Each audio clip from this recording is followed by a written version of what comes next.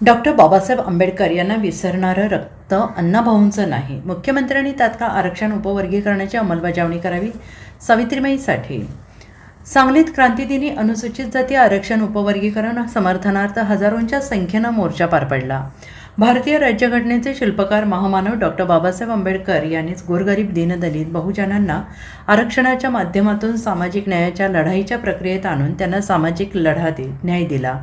मांग महार हा वाद अनाठायी आहे. मातंग समाज कधीच महामानव डॉक्टर बाबासाहेब आंबेडकर यांना विसरणार नाही. जग बदलाची भाषा बोलणारे साहित्यरत्न लोकशाहीर अण्णाभाऊ साठे यांची वारसदार म्हणून आम्ही अण्णाभाऊंचे विचारच पुढे घेऊन जात आहोत.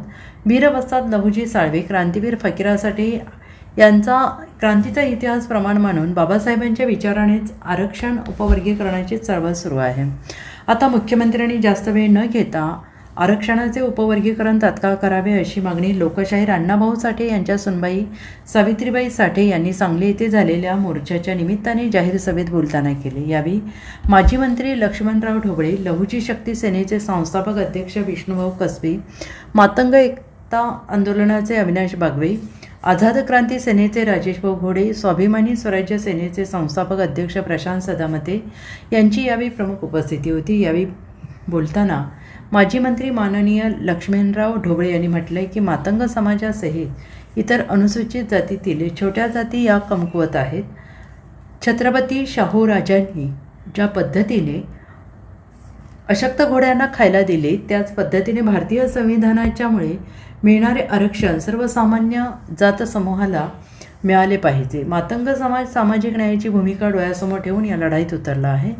सांगलीत निघालेल्या आरक्षण उपवर्गीकरण महामोर्चाला सांगली जिल्ह्यातून मोठ्या संख्येनं समाजबांधव उपस्थित होते.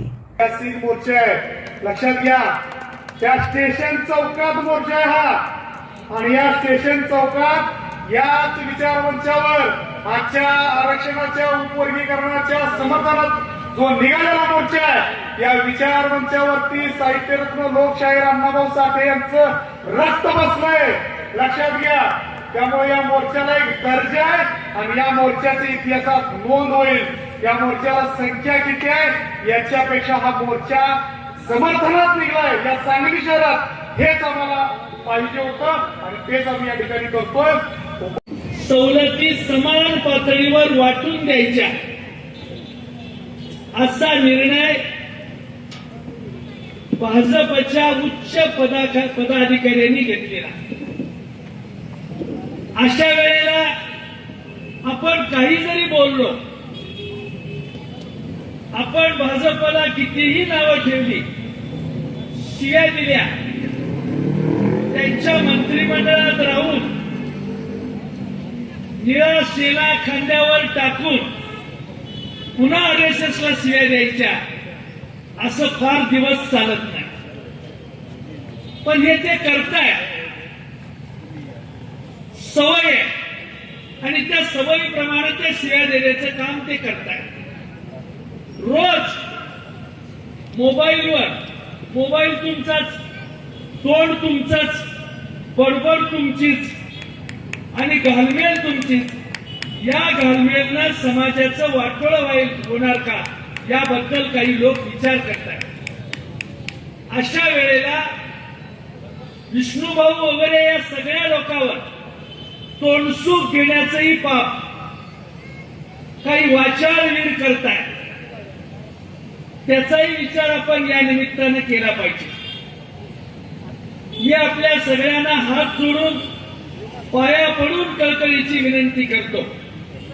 कोबूळ हिकवण्यासाठी काही जणांना राजकारण केलं, खारपे शेगवण्यासाठी काही जणांनी राजकारण केलं. सोमवारी कुड्यात